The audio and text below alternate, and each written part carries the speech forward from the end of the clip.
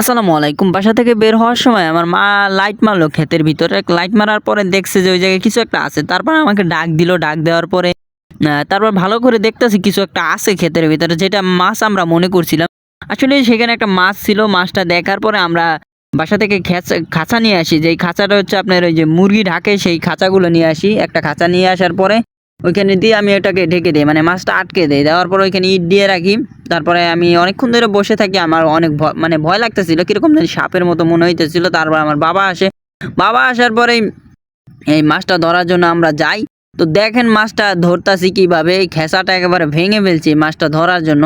তা আপনারা দেখেন কিভাবে কি করতেছি।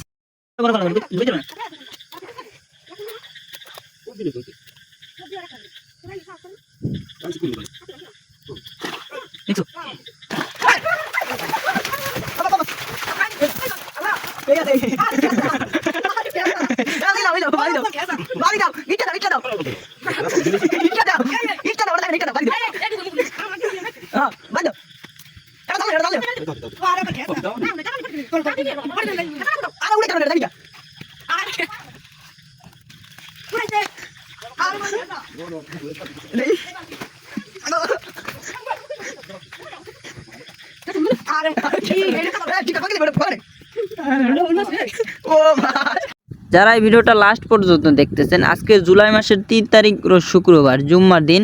তো সবাইকে জুম্মা মুবারক। সবাই শুক্রবার দিন নামাজ আদায় করবেন। সবাইকে নামাজের দাওয়াত রইল। সবাই যার যার স্থান থেকে নিজেদের মসজিদে নামাজ আদায় করে নেবেন। আসসালামু আলাইকুম। সবাই ভালো থাকবেন।